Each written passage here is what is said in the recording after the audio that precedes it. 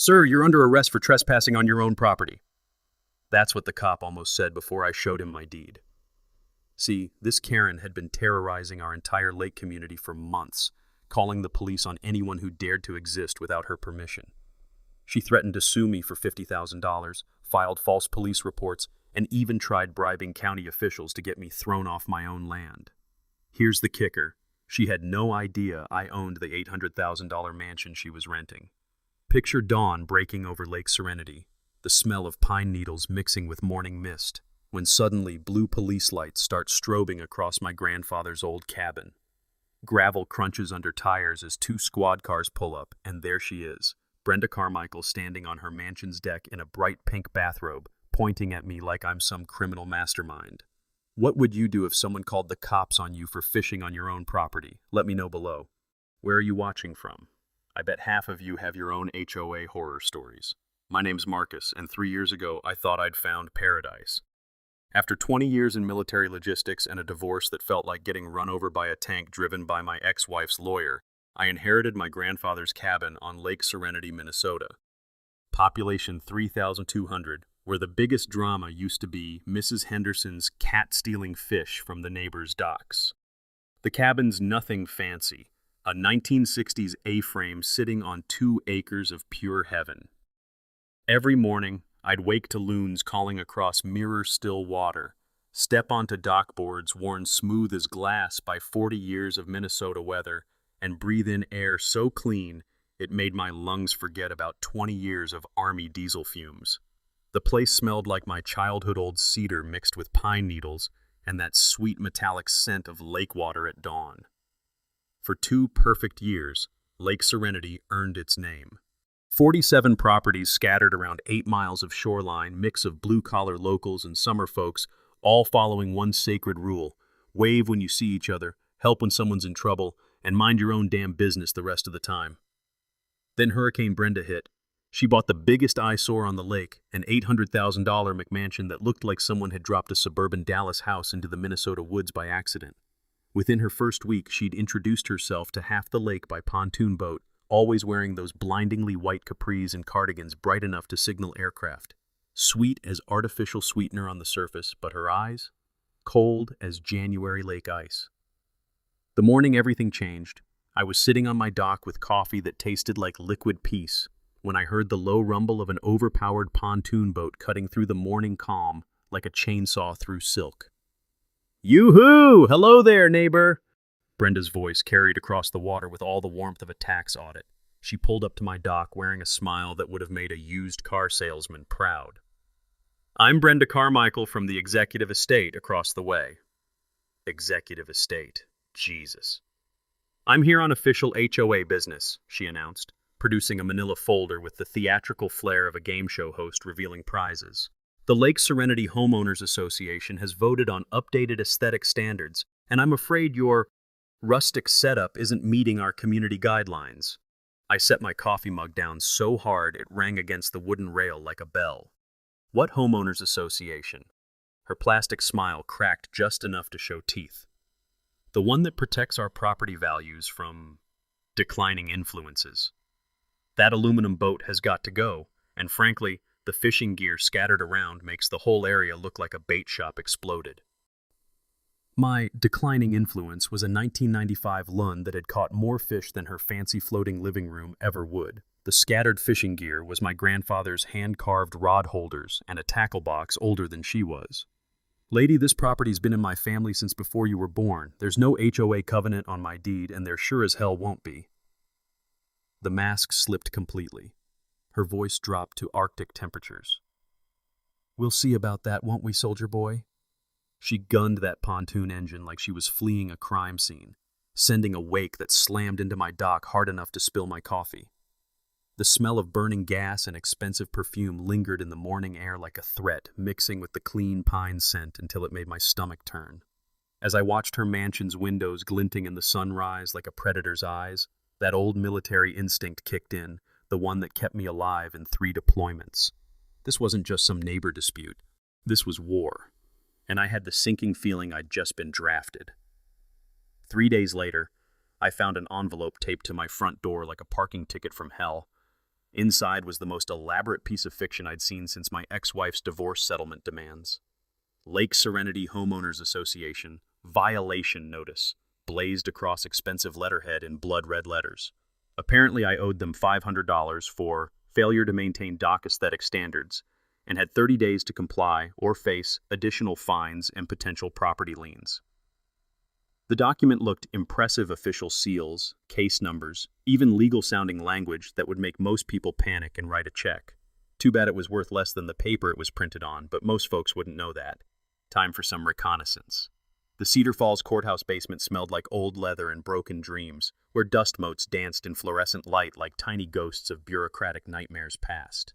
I'd learned during my Army days that the best intelligence always comes from the people who've been filing papers longer than you've been breathing, so I made friends with Dolores, the 70-something county clerk. "Another HOA victim, hun?" she whispered, pulling out my property file with hands that shook slightly from arthritis.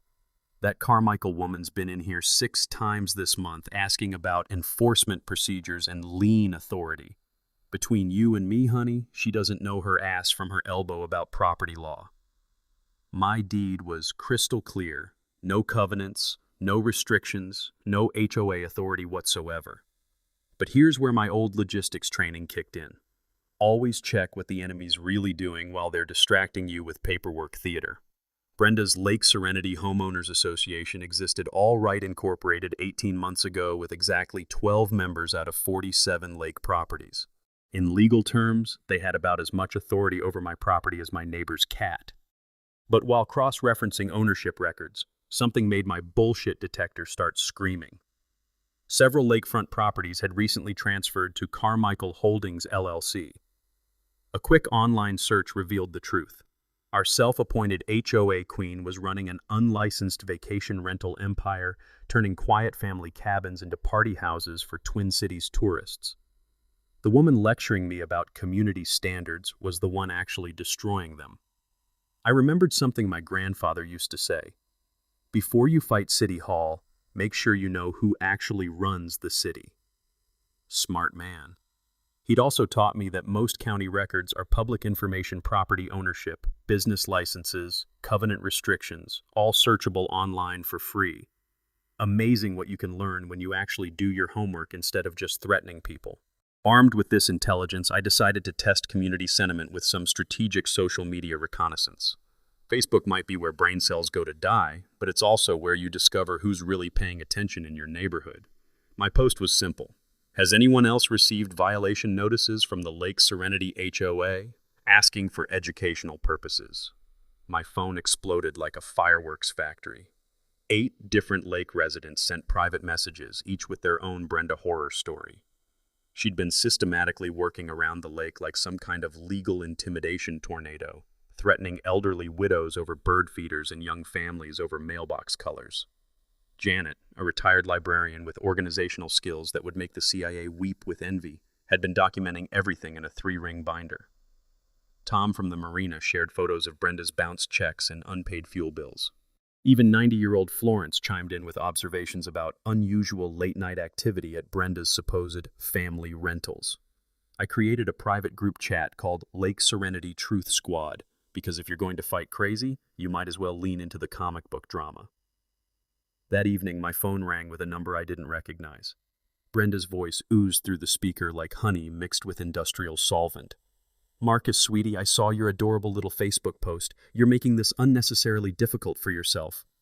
"Just asking questions, Brenda. Neighborly curiosity." "Oh, honey, you really don't want to go down this road with me." Her voice dropped to that special tone women use when they're about to destroy your credit rating. "I have connections you couldn't imagine, and I will absolutely report you to the appropriate authorities for harassment and cyberbullying." The line went dead, leaving me staring at my phone and wondering what kind of connections a vacation rental scammer thought she had with local law enforcement. As evening settled over the lake, I sat on my dock, listening to the gentle percussion of waves against weathered wood, breathing in air that still smelled like freedom and fish fry. The sunset painted everything gold, including the Truth Squad members' houses scattered around the shoreline like fortress lights. Brenda had made one critical mistake. She'd picked a fight with someone who actually knew how to gather intelligence before going to war. If Brenda thought Facebook drama would scare me off, she clearly hadn't done her homework on military veterans. We don't retreat, we adapt, improvise, and occasionally overthink everything until 3 a.m. while planning 17 different battle strategies. Tuesday morning brought a surprise visitor.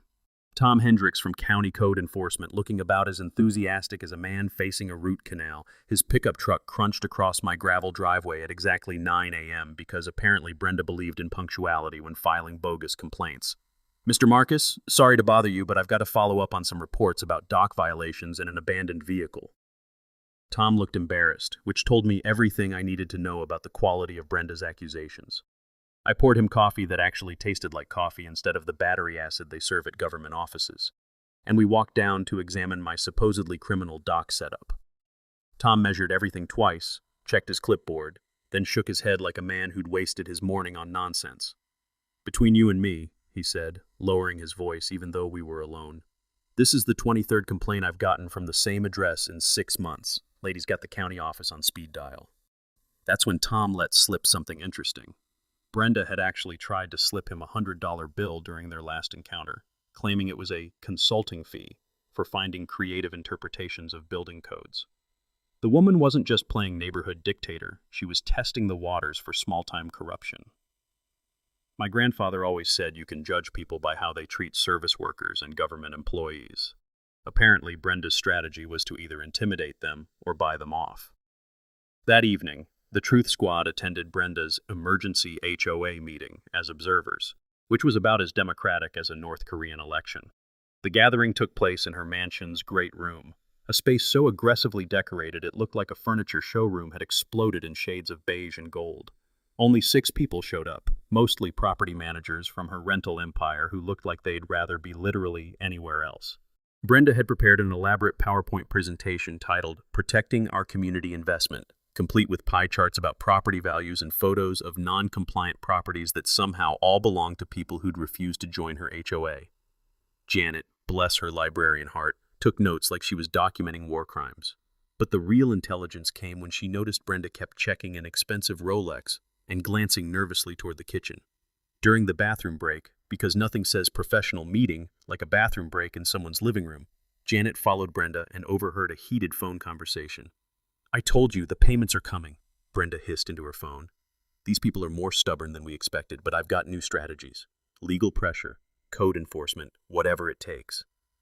The pieces started clicking together like a puzzle made of red flags. This wasn't about community standards or property values. Someone was applying financial pressure to Brenda, and she was desperately trying to generate income through harassment and intimidation.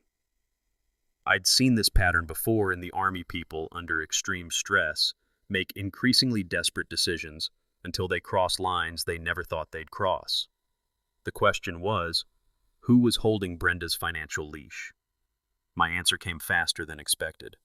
While researching her lawyer, the same guy who'd sent me that threatening cease and desist letter, I discovered he specialized in foreclosure defense and debt collection. Not exactly the kind of attorney you hire for neighborhood disputes unless you're already drowning in legal problems. So I did what any reasonable person would do. I filed my own complaint against Brenda for harassment, filing false reports, and using county resources for personal vendettas. 2 could play the bureaucracy game, and I'd had plenty of practice dealing with military red tape. Then I took it one step further. Using the property management company's contact information from the rental listings, I reached out to the actual owner of Brenda's mansion. Turns out, Northwood's property management was very interested to hear about their tenants' creative interpretation of lease agreements and unauthorized business activities. Sheriff's Deputy Rodriguez, who'd been tracking the pattern of complaints from our lake, pulled me aside after I filed my countercomplaint. "Off the record," he said, leaning against his cruiser while the evening light caught the lake like scattered diamonds. "We've been documenting everything. Nothing criminal yet, but she's walking a very thin line, and we're watching." That night, sitting on my dock with the sound of gentle waves mixing with distant laughter from an actual family barbecue across the lake, I realized Brenda had made a fundamental tactical error. She'd assumed everyone would roll over like scared civilians. Instead, she'd accidentally united a community that had been quietly minding its own business for decades. The smell of charcoal and honest conversation drifted across the water, mixing with the pine-scented evening air that still meant home. Tomorrow would bring new battles, but tonight, the good guys were winning. If Brenda thought code enforcement was her nuclear option, she clearly hadn't graduated to actual weapons of mass bureaucratic destruction yet. That honor was reserved for what happened at 6:30 a.m. on a Thursday morning that started peaceful and went sideways faster than a greased pig at a county fair. I was enjoying my morning coffee ritual, that sacred first sip that makes you believe the world might not be completely insane, when the unmistakable crunch of police car tires on gravel shattered the lake's morning calm. Blue light strobed across my cabin walls like some twisted aurora borealis, and I could practically feel Brenda's satisfaction radiating from her mansion deck across the water. Two officers climbed out of their cruiser, looking about as thrilled as mall security guards called to break up a senior citizen flash mob. The younger cop had that fresh-faced earnestness of someone who still believed every 911 call was a genuine emergency. His partner, a grizzled veteran with sergeant stripes and the weary expression of a man who'd seen every flavor of human stupidity, clearly knew this was going to be another waste of taxpayer money. "Mr. Marcus, we've received reports that you're trespassing on private property and made threatening statements toward a female resident." I invited them in for coffee because, honestly, if you're going to be falsely accused at dawn, you might as well be civilized about it. The senior officer, Sergeant Peterson, according to his name tag, accepted gratefully, probably because he knew government coffee tastes like liquid regret mixed with budget cuts. "Sir, we have to respond to all calls," Peterson said, settling into my grandfather's old kitchen chair that creaked like a ship in a storm. "But between you and me, this complaint doesn't pass the smell test." That's when I produced my secret weapon: documentation. Security camera footage, property deeds, the complete timeline of Brenda's harassment campaign, and even Tom, the code enforcement officer's written statement about attempted bribery.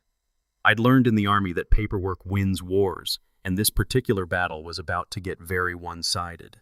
Peterson reviewed the footage of my supposed threatening behavior, which showed me helping elderly Florence load her fishing gear into her car, while Brenda lurked behind her mansion's windows like some suburban spy novel villain.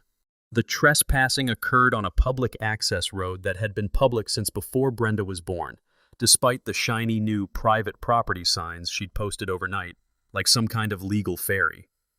"Ma'am," Peterson muttered, shaking his head at the footage, "either you're the world's most polite terrorist, or somebody's been yanking our chain." While the officers were reviewing my evidence, my phone rang.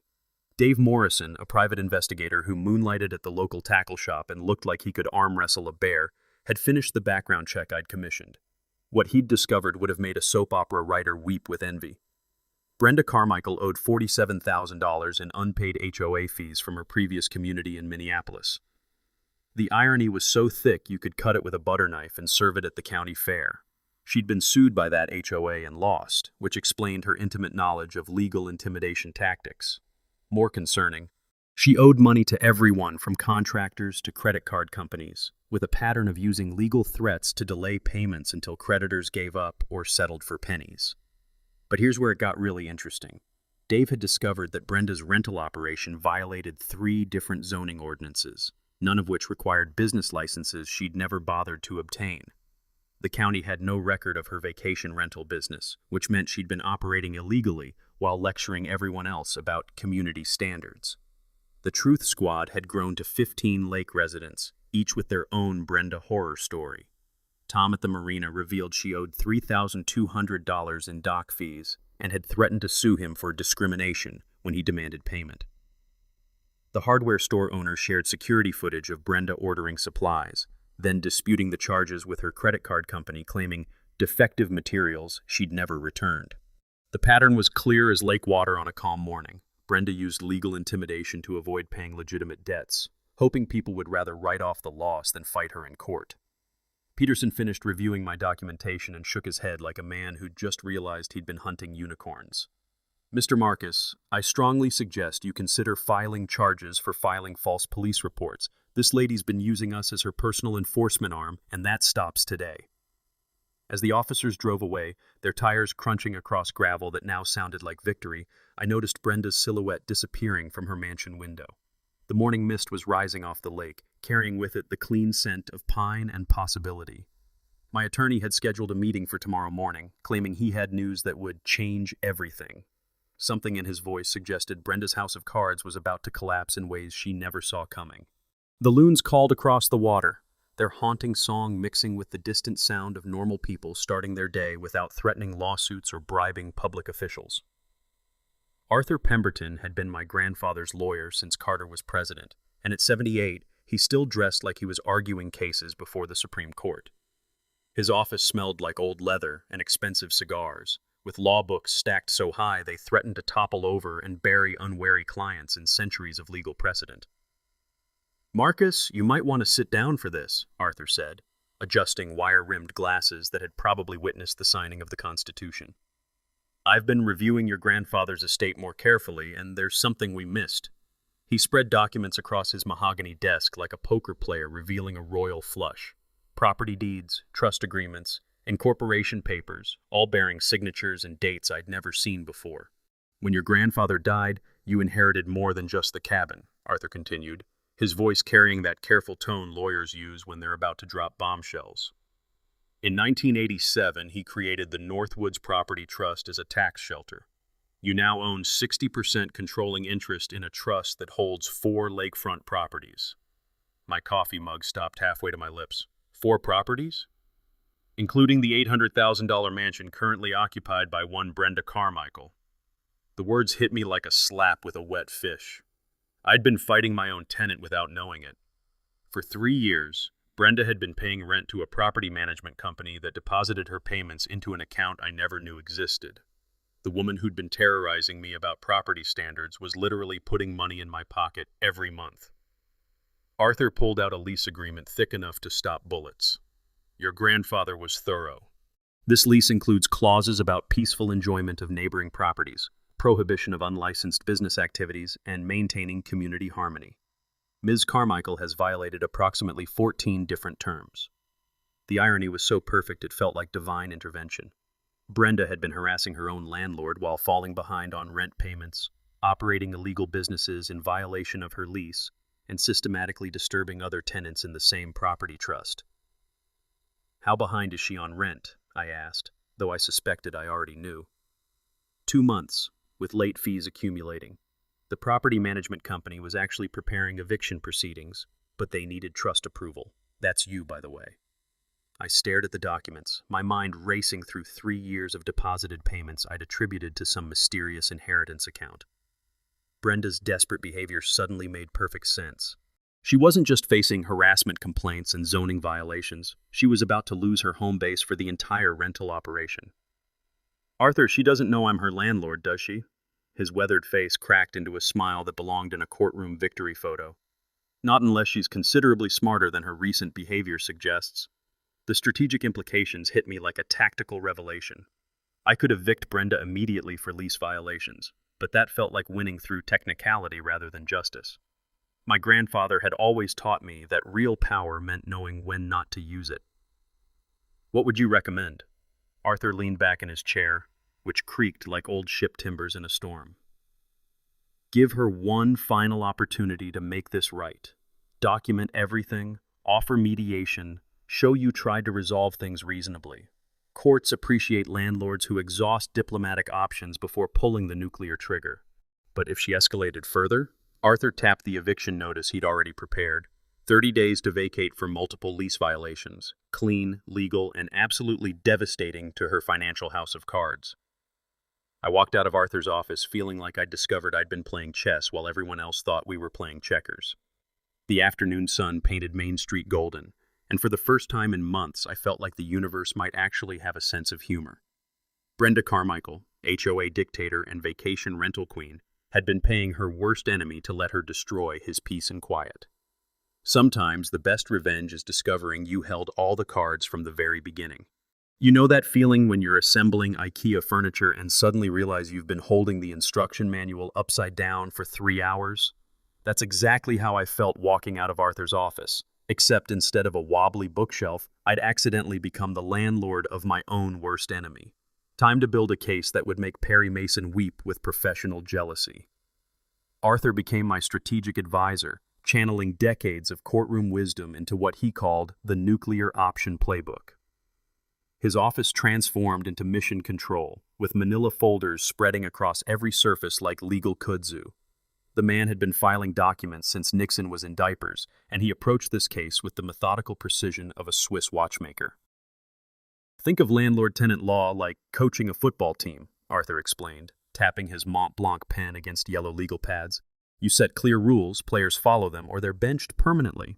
No personal feelings, just consequences for documented violations. Dave Morrison, my private investigator who could probably track a ghost through a snowstorm, delivered his final report with the satisfied expression of a man who'd struck gold in someone else's backyard.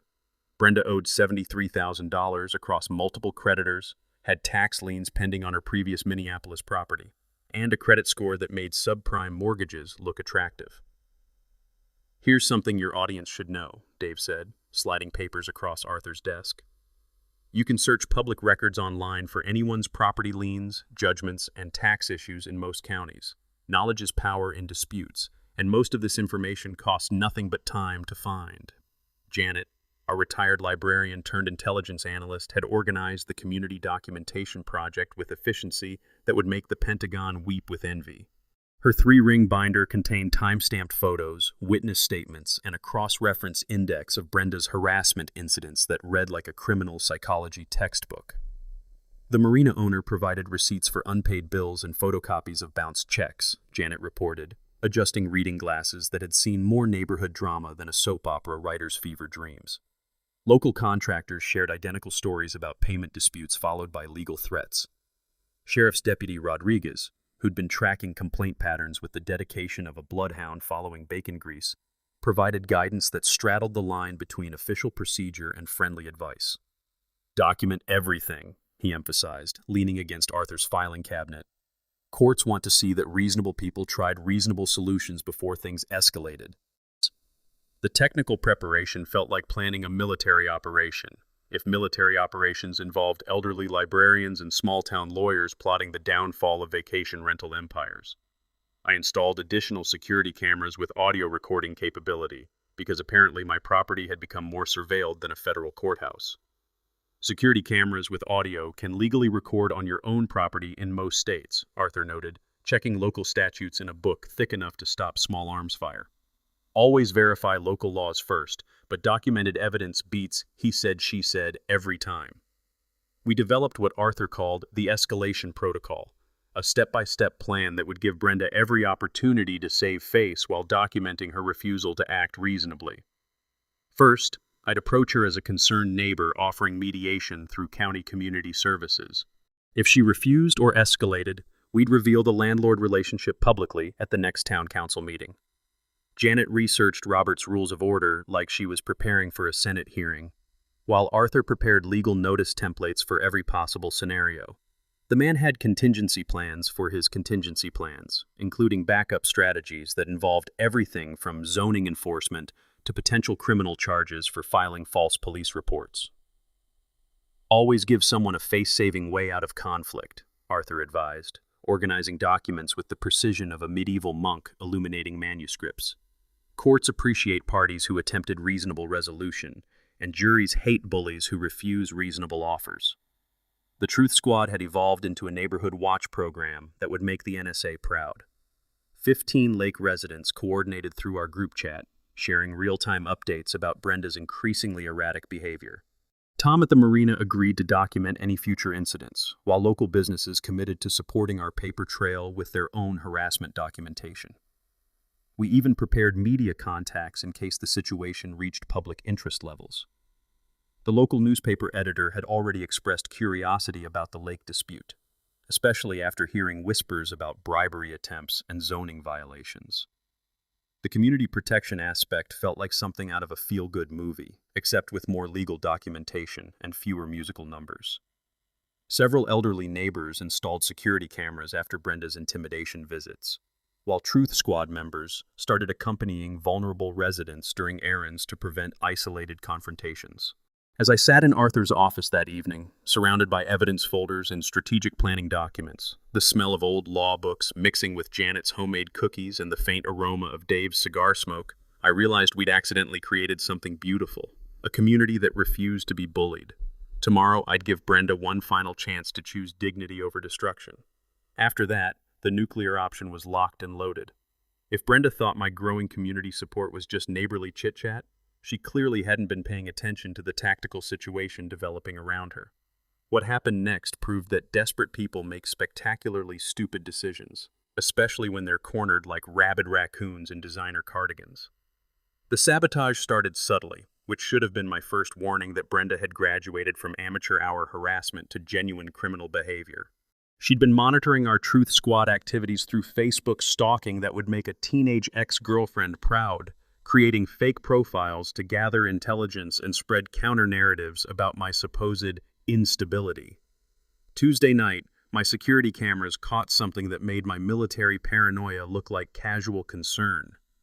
At 2:17 a.m., a pickup truck matching her handyman's vehicle crept past my dock like a suburban ninja mission gone wrong. The driver wore a baseball cap pulled low, but the truck's license plate was clearly visible under my new LED floodlights. Wednesday morning brought a surprise that would have ruined my day if I hadn't learned to expect the worst from people wearing too much perfume and carrying legal threats.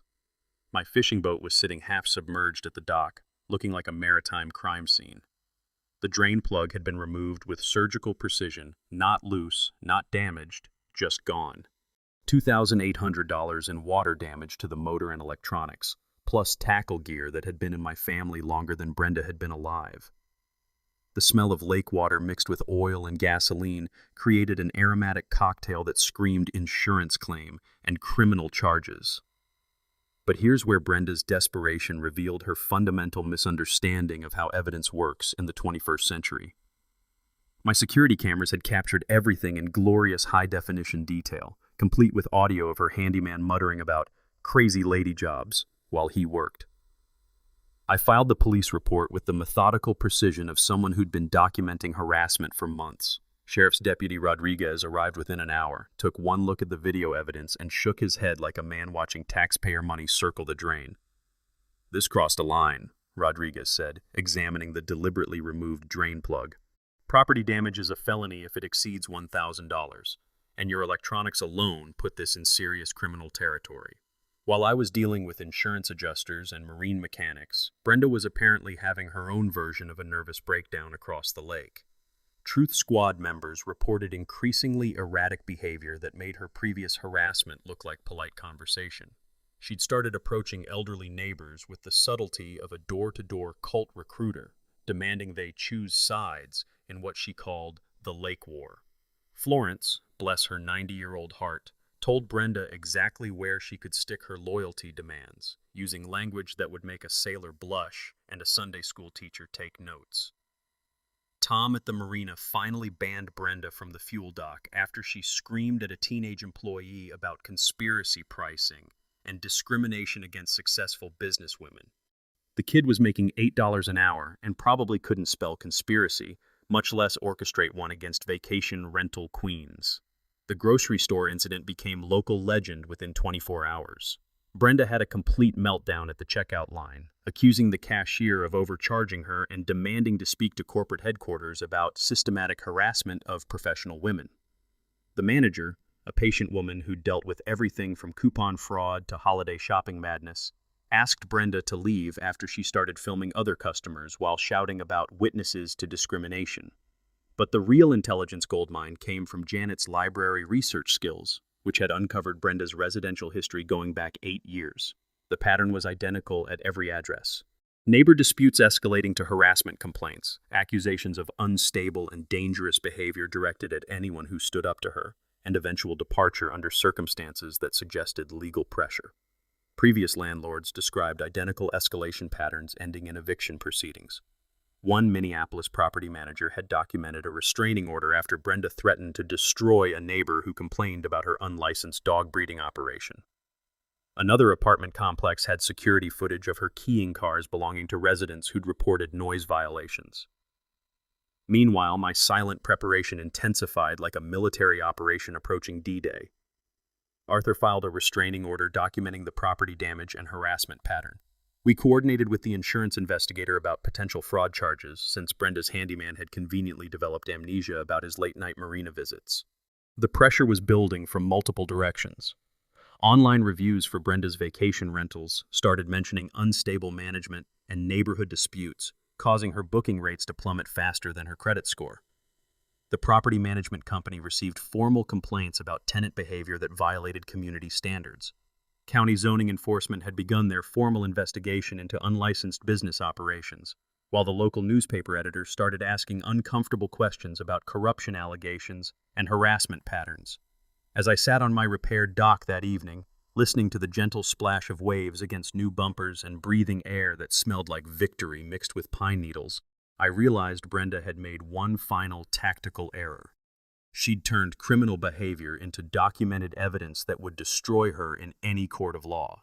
When desperate people run out of legal options, they usually do one of two things: accept defeat gracefully or double down on stupid until they achieve legendary status. Brenda, being Brenda, chose door number 2 with the enthusiasm of a kamikaze pilot heading for an aircraft carrier. What happened next would have been hilarious if it wasn't so pathetically criminal.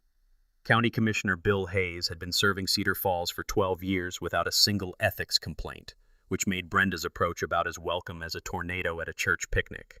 According to Bill's later testimony, she strutted into his office Tuesday morning, carrying a designer purse and the kind of confidence that comes from huffing your own supply of entitlement.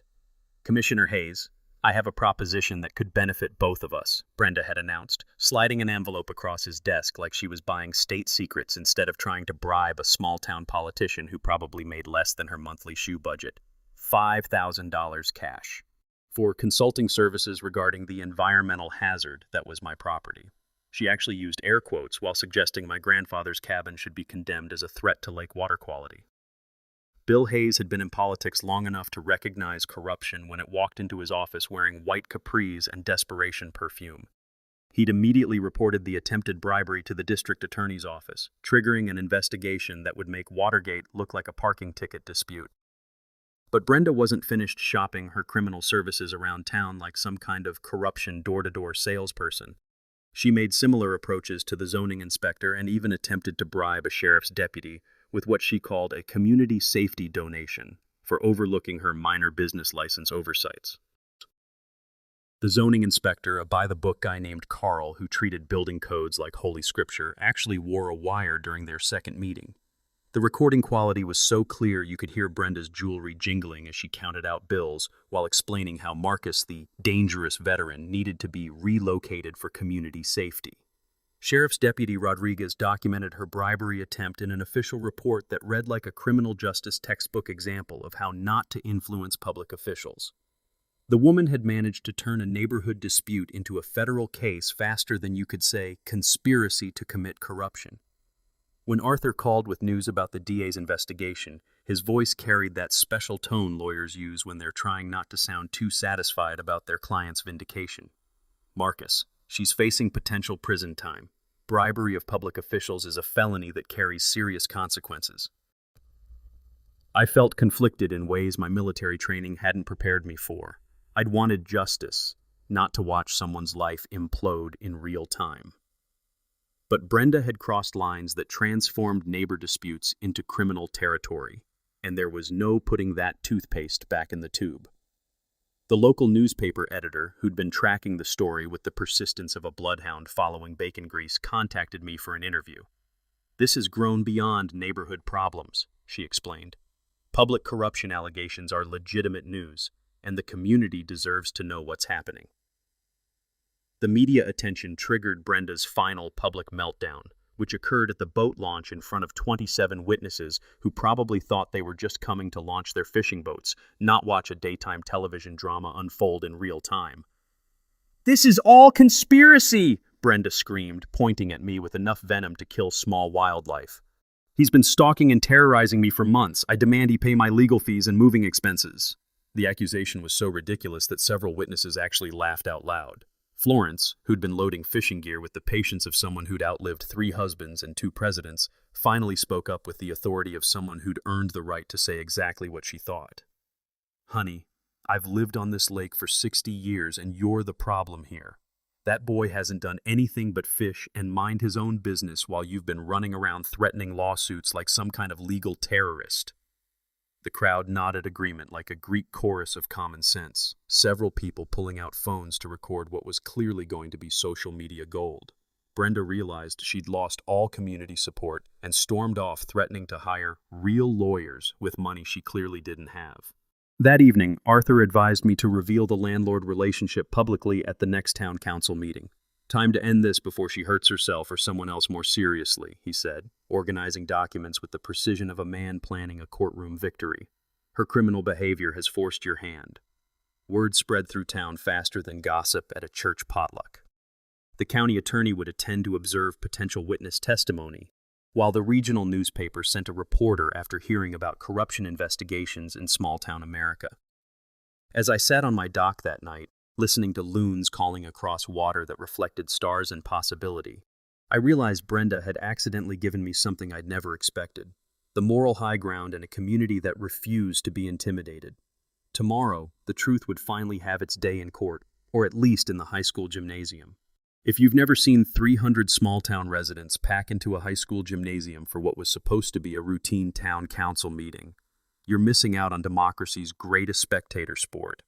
The energy felt like a championship basketball game crossed with a public execution, except the popcorn was homemade and the drama was absolutely real. Local businesses had closed early so owners could attend what everyone was calling the Great Lake Showdown. The regional TV news crew set up cameras like they were covering a presidential debate, while county officials filled the back row with the grim satisfaction of people about to watch justice served with a side of public accountability. Brenda arrived fashionably late with her expensive Twin Cities lawyer, a slick-looking guy in a $1,000 suit who probably charged more per hour than most folks made in a week. She'd dressed for battle in a white power suit that screamed, "I'm important," while her nervous energy suggested she knew the walls were closing in faster than her credit payments.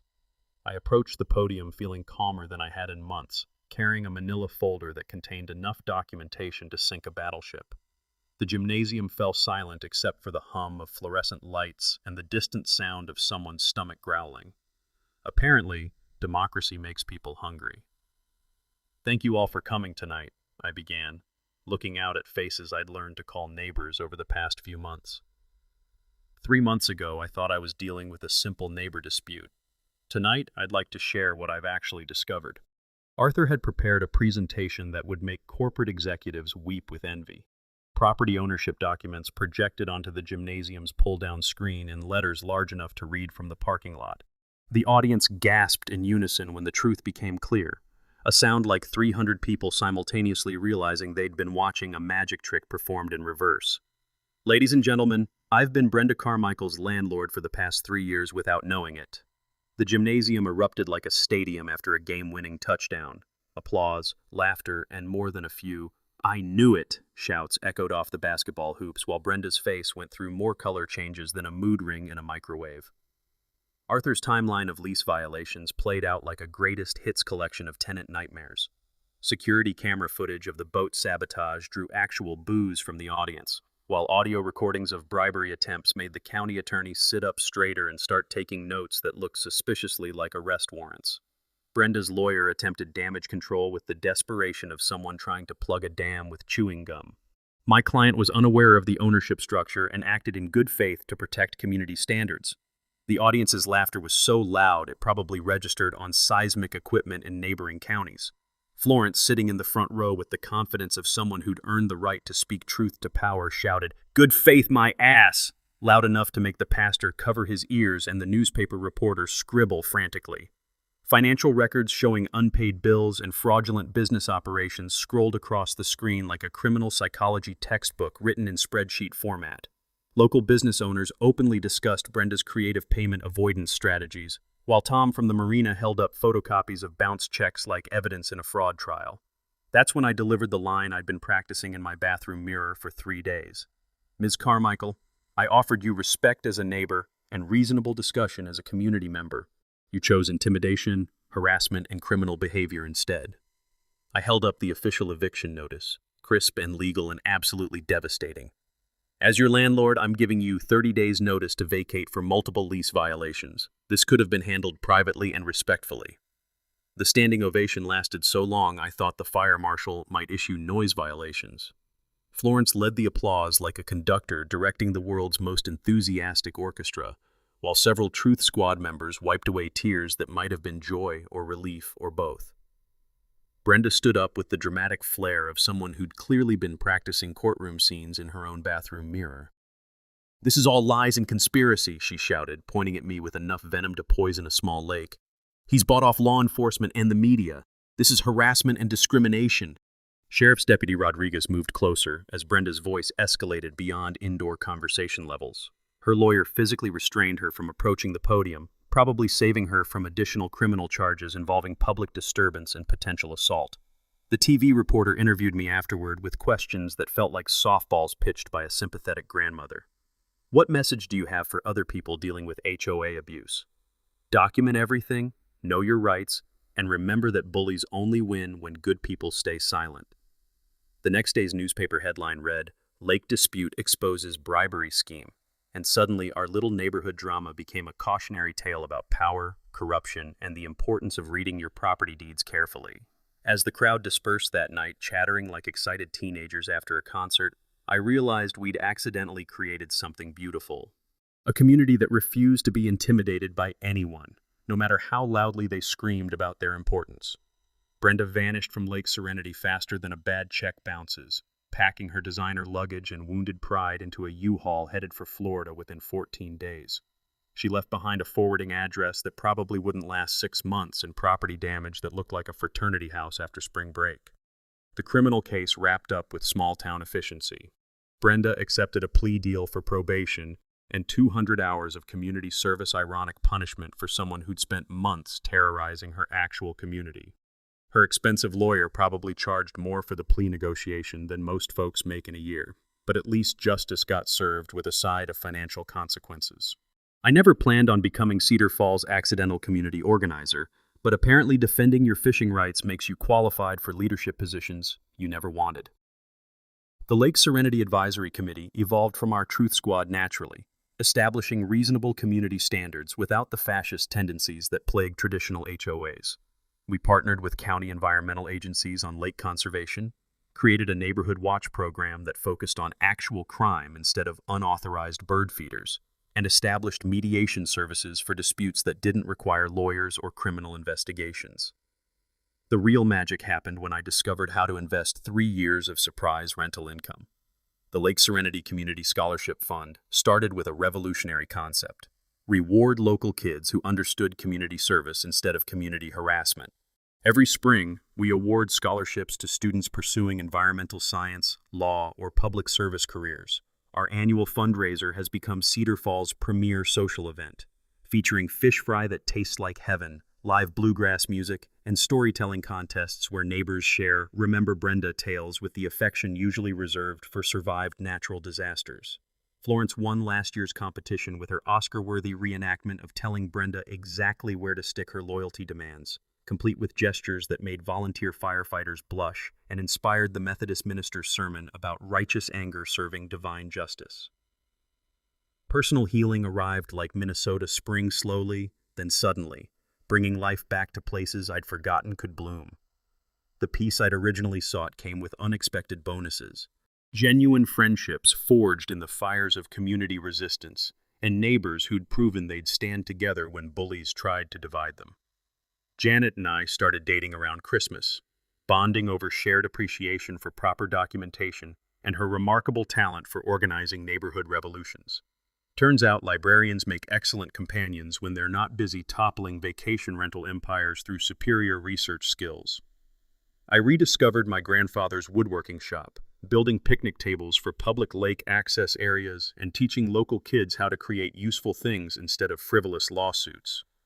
There's profound satisfaction in making something beautiful from raw materials, especially after months dealing with people who created chaos from pure entitlement.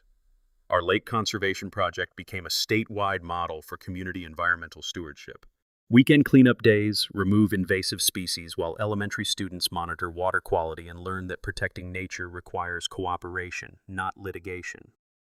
State agencies now showcase Lake Serenity as proof that communities accomplish remarkable things when they work together. 3 battle-tested lessons every homeowner needs. First, research deed restrictions before buying property. Most HOA requirements are unenforceable fantasies created by people with law degrees from Google University.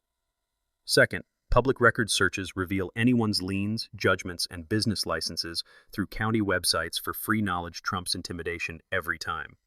Third, security cameras and documentation defeat harassment better than any lawyer, so invest in quality equipment and understand local recording laws. Media coverage transformed our neighborhood drama into inspiration for communities nationwide fighting HOA tyranny. I've appeared on property rights podcasts, spoken at municipal meetings about harassment prevention, and somehow became the unlikely champion for citizens refusing to surrender to bureaucratic bullying. Last week, Janet mentioned her sister's battle with predatory towing companies targeting vulnerable drivers in Duluth. Same intimidation playbook, she said, showing documentation that triggered my well-developed bullying detection radar. Interesting, I replied, savoring morning coffee that tasted like victory and possibility. Dave Morrison's investigative services are still available. This morning, watching sunrise paint Lake Serenity golden while loons call across peaceful water, I hear grandfather's wisdom echoing across time. Sometimes standing up for yourself means standing up for everybody. The smell of pine needles mixes with fresh coffee and the promise of another day in a community that learned to fight back against those who mistake authority for permission to abuse others. If you've survived your own HOA nightmare, share your story in the comments below. Together we can help others fight these battles and win. And if you enjoyed watching justice triumph over entitlement with a healthy serving of poetic karma, smash that subscribe button and hit the notification bell for HOA Stories, where ordinary people refuse to let neighborhood tyrants destroy their peace. Thanks for hanging out with us on HOA Stories, where the HOA Karens meet their match. If this story had you cheering or cringing, go ahead and like the video, drop a comment with your reaction, and hit subscribe so you're ready for the next wild HOA tale.